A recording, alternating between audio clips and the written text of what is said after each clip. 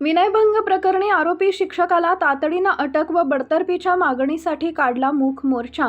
गावसभेत police व संस्था प्रशासनाला धरले धारेवर। आरोपीला मदत करणाऱ्यांवरही गुन्हे दाखल करण्याची ग्रामस्थांची जोरदार मागणी।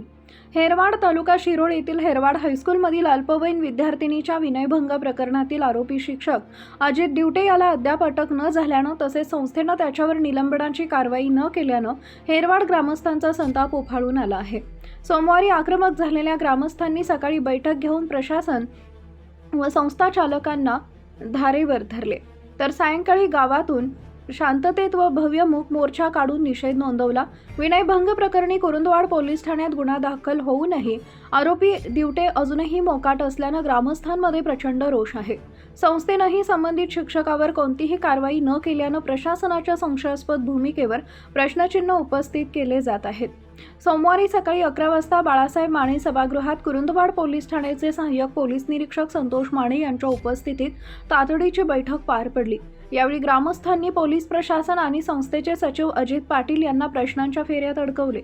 आरोपी अजून मोकाट कसा, संस्थेनं त्याला निलंबित का केले नाही, असा थेट प्रश्नांनी ग्रामस्थांनी सभागृह लावून धरले। चर्चेदरम्यान संस्थेचे सचिव, मुख्याध्यापक आणि शिक्षकांच्या वक्तव्यात मोठी विसंगती आढळून आल्यानं काही काळ तणाव निर्माण झाला होता। आरोपी दिवटे याला पळून जाण्यास शाळेचे सचिव, मुख्याध्यापक वाई काही शिक्षकांनीच मदत केल्याचा संशय व्यक्त करण्यात आलाय। तसेच पीडित विद्यार्थिनीच्या पालकांवर प्रकरण मिटवण्यासाठी दबाव आणणाऱ्यांवरही कडक कारवाई करण्याची मागणी करण्यात आली आहे। सामाजिक कार्यकर्ते बंडू पाटील यांनी संशयित शिक्षक व संस्था पदाधिकाऱ्यांचे कॉल डिटेल रेकॉर्ड्स तपासून पुरावे नष्ट करणाऱ्यांवर तात्काळ गुन्हे दाखल करण्याची मागणी केली आहे।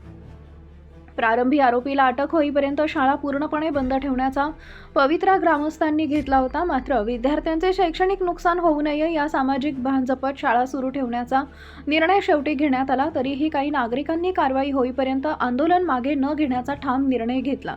सहाय्यक पोलीस निरीक्षक संतोष माने यांनी आरोपीला मदत करणाऱ्या किंवा पालकांवर दबाव आणणाऱ्या कोणावरही गय केली जाणार नाही। दोषी आढळल्यास कायदेशीर कारवाई केली जाईल। या प्रकरणात कोणालाही पाठीशी घातलं जाणार नाही असं सांगितले। दरम्यान सायंकाळी गावातून प्रमुख मार्गावरून मूक मोर्चा काढण्यात आला। यात महिला, तरुण, विद्यार्थी, ग्रामपंचायत सदस्य आणि विविध संस्थांचे पदाधिकारी मोठ्या संख्येनं सहभागी झाले होते।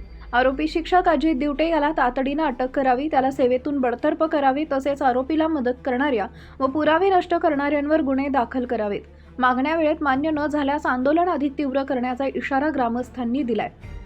या बैठकीत सुरगोंड पाटील, पिंटू पाटील, बंडू पाटील, सचिन पाटील, विशाल पाटील, धनंजय सौदे, संजय पुजारी, बंडू मोदी, राहुल इटाज, महेश कांबळे, भरत पवार, छाया सूर्यवंशी, चंद्रकला पाटील, स्नेहा देसाई, छाया गायकवाड यांच्यासह ग्रामपंचायत सदस्य, विविध संस्थांचे पदाधिकारी आणि ग्रामस्थ मोठ्या संख्येनं उपस्थित होते। आमच्या प्रतिनिधींसह पाहत रहा CK24 न्यूज।